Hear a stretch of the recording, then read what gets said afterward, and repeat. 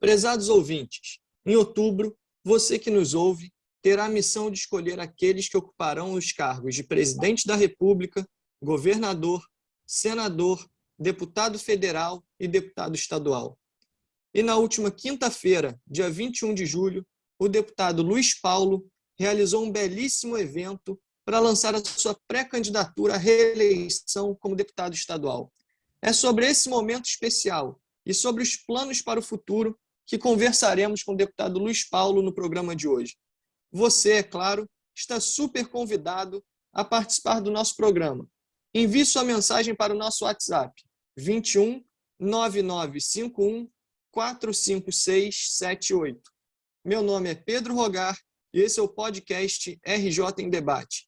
Sejam todos muito bem-vindos ao nosso bate-papo dessa semana.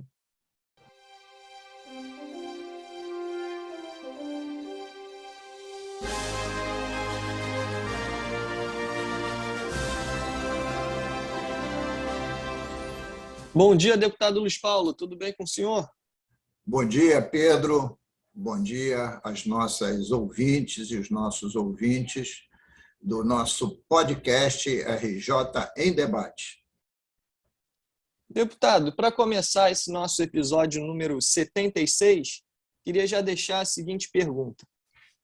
O senhor já ocupou os mais diversos cargos, né? Foi secretário de obras, vice-governador, entre tantos outros cargos, com tantas e tantas entregas para a população do nosso estado. E agora exerce com excelência o seu 5º mandato como deputado estadual. E aí eu te pergunto, deputado, o que te motiva a ingressar em mais essa disputa? Ô Pedro, é verdade, eu já possuo bastante experiência, quer seja pelo exercício de diversos cargos de secretário no Poder Executivo. Também sou funcionário público aposentado do Departamento de Estradas e Rodagem e, evidentemente, estou no meu 5º mandato. Também conheço, né, todos os meandros e as obrigações, os deveres que tem que ter um deputado estadual, que não é só legislar, é legislar, fiscalizar o Poder Executivo através das leis orçamentárias, servir de canal de intermediação entre as demandas populares e os poderes constituídos, né? E tudo isso se dá fruto da experiência que eu adquiri ao longo de mais de 50 anos de vida pública. Mas hoje, Pedro, eu me sinto profundamente indignado em relação aos tempos que nós estamos vivendo, porque quase no cotidiano se desrespeita a democracia, a Constituição e os princípios republicanos. Os governos, e aí cito especialmente o governo do Estado, são governos que estão longe de ser republicanos. A máquina pública é utilizada claramente com fins eleitorais. Vide o último escândalo em relação à CEPERJ, que é o Centro de Estudos e Pesquisa do Estado do Rio de Janeiro, onde, em 2 grandes contratos, tem mais de 18 mil pessoas terceirizadas. Ora, se isso não é usar a máquina com fins eleitorais, eu me quedo de não conhecer mais nada no serviço público. Então, diante de tanto desmandos, né, diante do fato que a nossa Constituição sempre pregou que todos nós buscássemos, né, um estado de bem-estar social, isto é, um estado provedor na área da educação, na área da saúde, na área da previdência, da assistência social, da segurança pública, e esse estado provedor vai de mal a pior. Não estamos vivendo esse bem-estar social. Ao contrário, vivemos num profundo mal-estar social. Então, eu estou colocando, né, essa minha história, essa minha experiência, essa minha dedicação, né, para que possamos dar continuidade a esse trabalho sério que nós desenvolvemos no Parlamento Fluminense. Deputado, e a sua trajetória demonstra que é possível fazer política com ética, transparência, seriedade e competência. Acho que isso ninguém tem dúvida. O senhor já falou aqui que possui mais de 50 anos de vida pública. E aí eu pergunto, qual o balanço que o senhor faz ao longo de toda essa sua trajetória?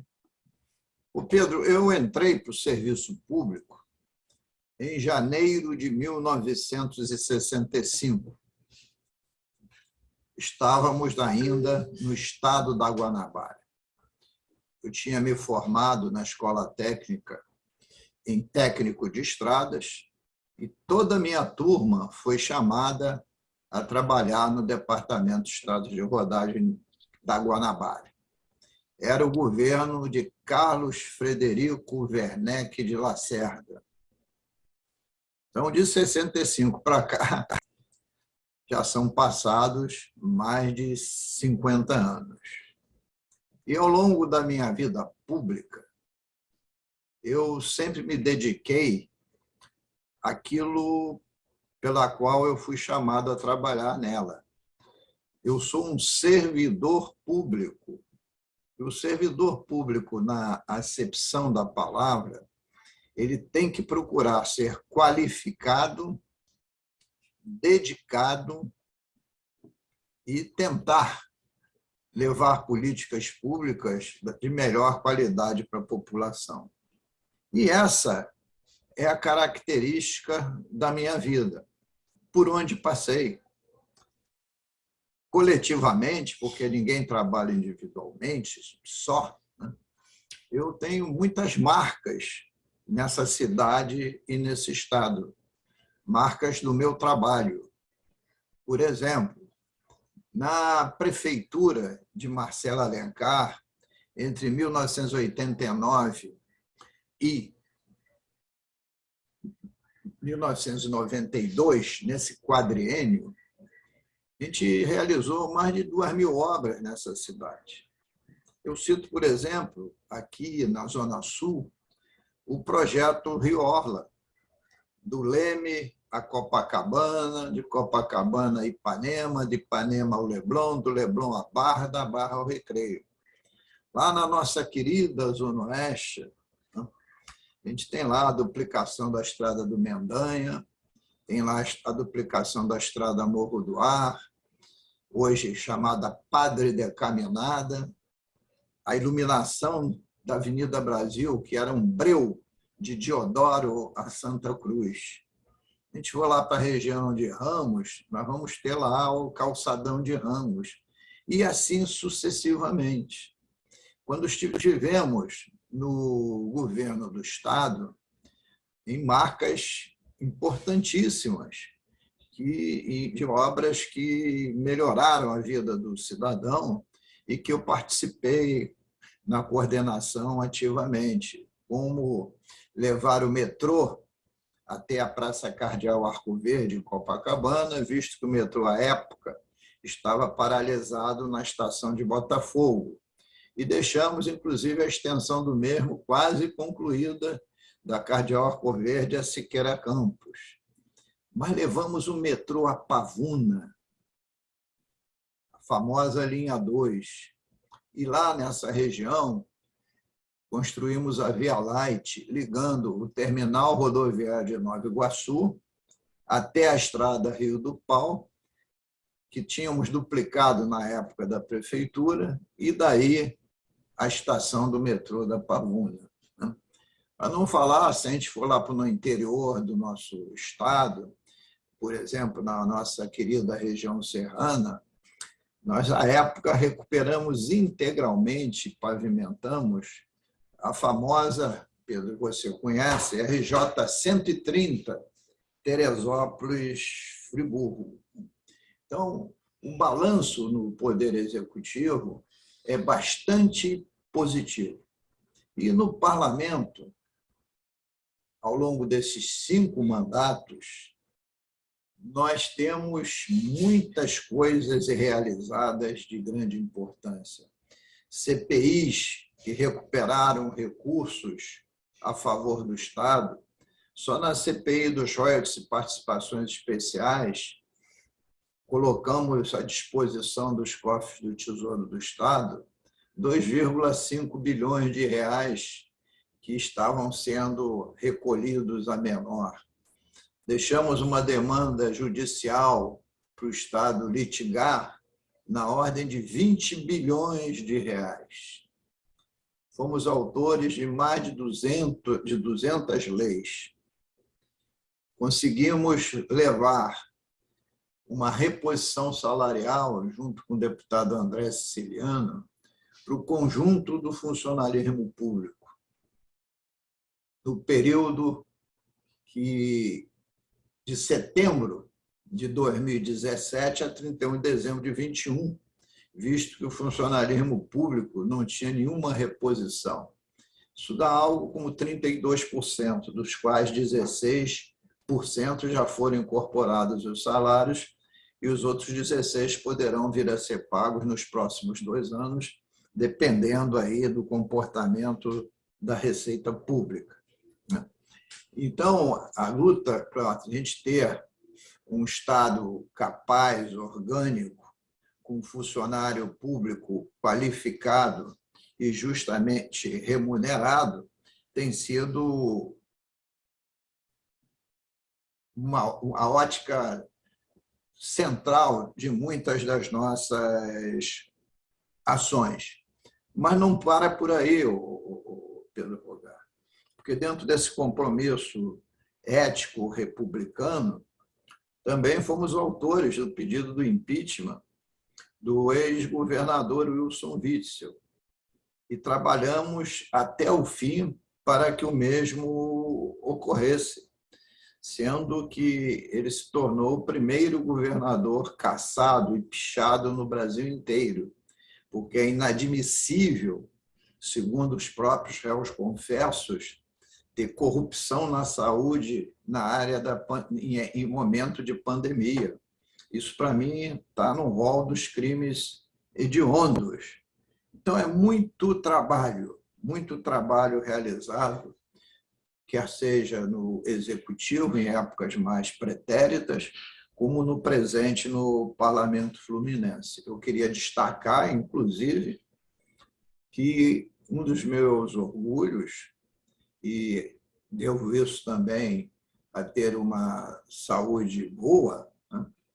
Jamais faltei a qualquer sessão do parlamento e me dedico profundamente. Presido a Comissão de Tributação, sou da Comissão de Orçamento e de Constituição e Justiça, que são comissões importantíssimas dentro do parlamento, por onde transitam a grande, imensa maioria dos processos legislativos.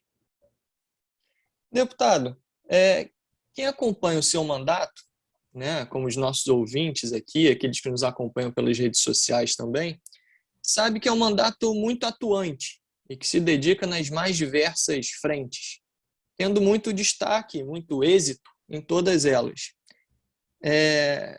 Isso vem sendo uma constante ao longo desses seus 5 mandatos. Acho que ninguém tem dúvida disso. Mas falando especificamente desse mandato, que vai chegando à sua reta final, eu queria saber qual ou quais ações que o senhor destacaria. O senhor já falou da questão do impeachment, falou da sua atuação na CPI, mas qual teria sido a ação que o senhor gostaria de destacar aqui para os nossos ouvintes? Pedro, eu vou focar numa questão que a gente está trabalhando nesse momento no parlamento, que é a CPI da dívida pública do Estado.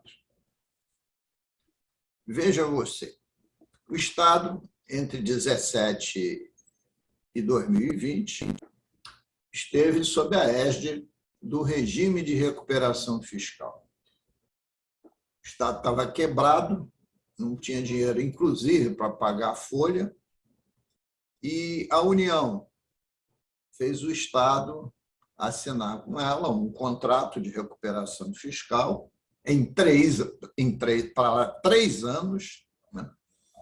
E a contrapartida da União seria a suspensão do pagamento do serviço da dívida.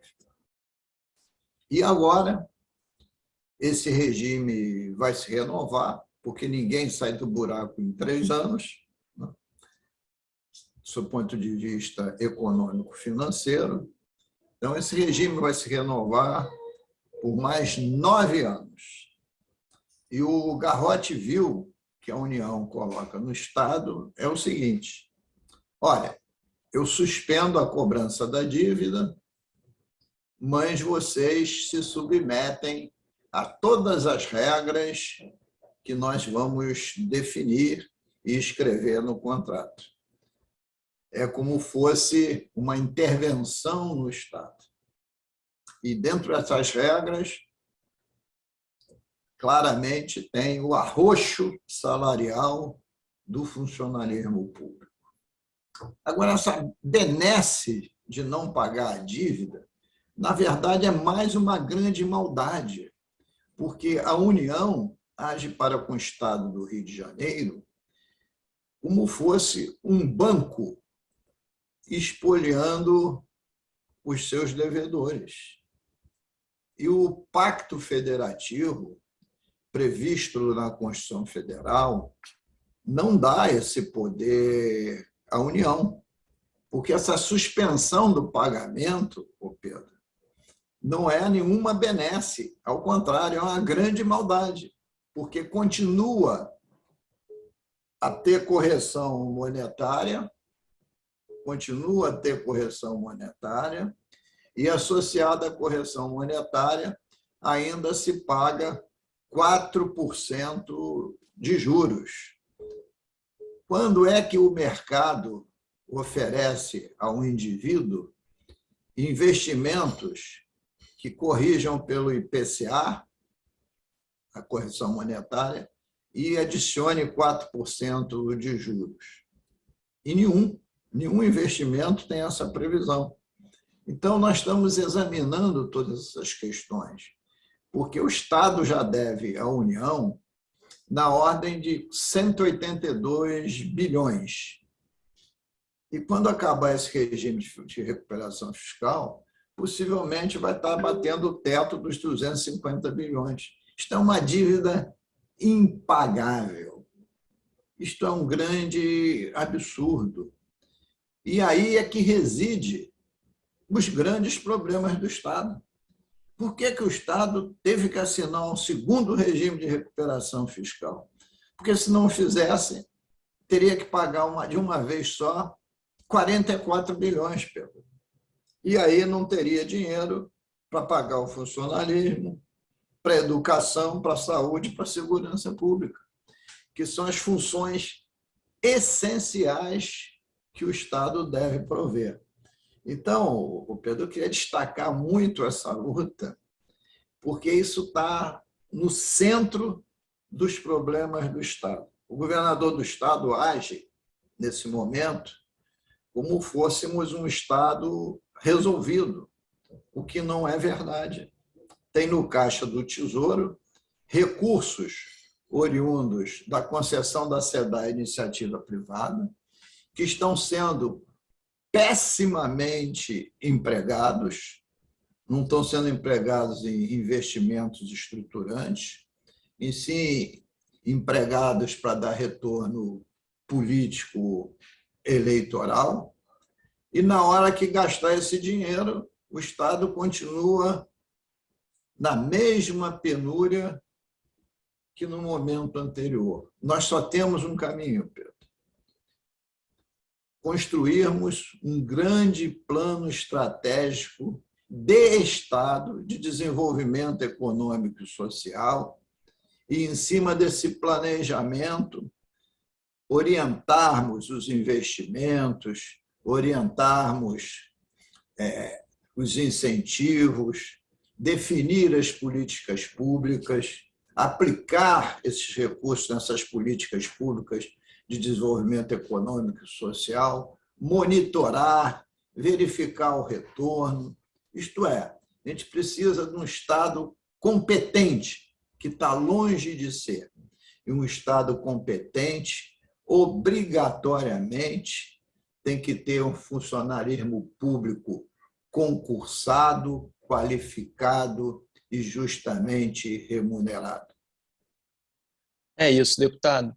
Agora, o senhor já fez aqui um balanço desses seus mais de 50 anos de vida pública, né? Obviamente de forma resumida, porque tem muita história, muita entrega, como eu já falei, e acabou de citar algumas ações de destaque nesse mandato de agora. Mas eu queria abordar com o senhor planos para o futuro. O que podemos esperar em um próximo mandato de deputado estadual? O que a população fluminense pode esperar? Ô Pedro, eu falei aqui de um planejamento para o futuro, que é a construção, né, de uma proposta de se desenvolver um plano estratégico de Estado de desenvolvimento econômico e social, respaldado num programa computacional chamado Matriz Insumo-Produto, com um sólido banco de dados, contendo neles as notas fiscais eletrônicas, para que a gente possa saber, por setor econômico, onde está crescendo, onde não está crescendo a economia, né? Discutir essas simulações todas que possam ser feitas com a sociedade, porque a sociedade tem que participar de tudo, e, a partir desse planejamento, segui-lo a risco. Essa matriz insumo-produto deve ficar concluída até 31 de dezembro desse ano. Então, daí para frente, um dos grandes projetos terá que ser a construção desse plano estratégico de desenvolvimento econômico e social. E por quê, Pedro? No início do nosso programa, eu falei para você que, e os nossos ouvintes sabem disso, que a nossa Constituição ela repousa, ela tem como alicerce, né, um grande pacto que houve entre os países capitalistas lá por 1934, depois da quebra da Bolsa de Nova York, né, que foi a criação desse estado de bem-estar social. Aquele estado responsável que deveria ser por intervir na economia e por prover as políticas públicas de saúde, de educação, de previdência, de assistência social e segurança. Esse estado hoje foi à bancarrota, porque, concomitantemente a isso, outros conceitos do mundo capitalista surgiram. O conceito de Estado mínimo, lá com o neoliberalismo, conceitos que começaram a ser empregados em grande profusão, né, e que ruíram no momento que chegou a pandemia no mundo. E pior, depois de ruir, se estilhaçaram mais ainda, depois da invasão da Rússia à Ucrânia, que permanece até hoje. A economia mundial desabou. A inflação no Brasil está gerando juros acima de 13 pontos percentuais, e já a inflação em diversos países do mundo. Aqui, a inflação no Brasil ela só perde para a inflação na Argentina, né? E a taxa de juros também. Ora, então, se esse estado, né, de bem-estar social ruiu, desabou, como é que estão as coisas hoje? Está se vivendo num estado de mal-estar social. Então, nós vamos precisar, daqui para frente, reconstruir, refazer, repor, fazer um novo pacto de bem-estar social, para que os governos tenham êxito no sentido de entregar políticas públicas de qualidade para a população. Porque a população precisa estudar, precisa ter saúde pública, precisa ter renda, precisa ter auxílios, precisa ter bolsas, precisa ter previdência, precisa ter assistência social, né? E, para isso tudo, é necessário recursos. Então, essa é a grande tarefa que a gente tem pela frente. Repactuar com a sociedade um novo estado de bem-estar social dentro dos princípios democráticos e republicanos. Perfeito, deputado. Agora, se quem está nos ouvindo agora quiser conhecer mais sobre o seu mandato, sobre propostas futuras, quais os canais de comunicação que essa pessoa pode acessar? Ô Pedro, nós temos aí o Instagram, que o endereço é Luiz Paulo _Dep. O nosso Facebook é Deputado Luiz Paulo. E o nosso Zap é 21 9951 45 678. 21 9951 45 678. Esse é o nosso WhatsApp. Perfeito, deputado. Agora estamos chegando ao fim de mais um episódio do nosso podcast RJ em Debate, esse, o de número 76. Eu aproveito a oportunidade aqui para agradecer a todos os nossos ouvintes e lembrar para que sigam acompanhando o mandato do deputado pelas redes sociais, que o deputado acabou de falar aqui, mas eu gostaria de repetir. O Instagram, Luiz Paulo _Dep, e o Facebook, Deputado Luiz Paulo. E claro, não se esqueçam do nosso WhatsApp, que está sempre à disposição para tirar toda e qualquer dúvida. O número é o 21 9951 45678. E vamos agora, para finalizar, ao quadro Bola Dentro e Bola Fora, com os pontos positivos e negativos da semana, na análise do deputado Luiz Paulo.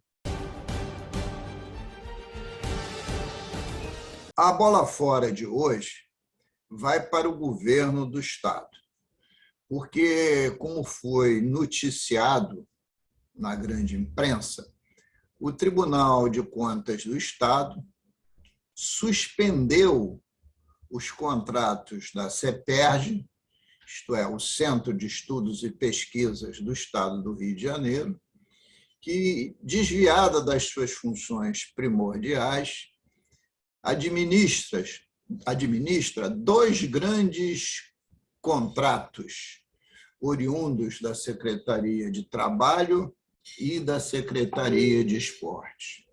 Em cada um desses dois contratos, tem mais de 9.000 pessoas cadastradas e sendo remuneradas, somando no total praticamente 18.000 pessoas.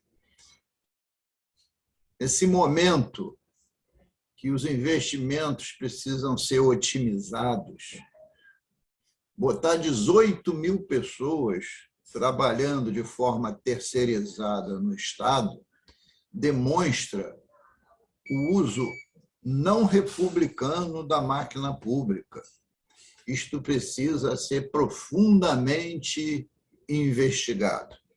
Então, bola fora para o governo do Estado pela sua gestão incompetente.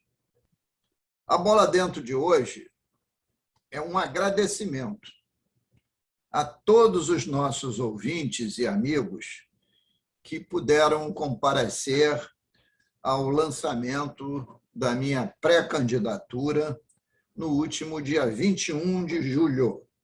E também a todos que, não podendo comparecer, enviaram mensagens de apoio.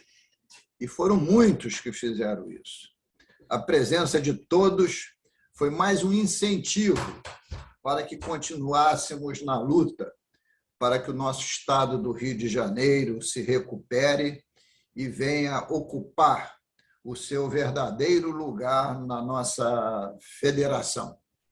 O Rio de Janeiro merece muito mais do que ele tem hoje, porque no Rio de Janeiro é que vivem 17 milhões de fluminenses e a grande parte deles sendo maltratados por políticas públicas ineficientes, mantendo essas pessoas desassistidas, com muito pouco emprego e sempre com queda de renda.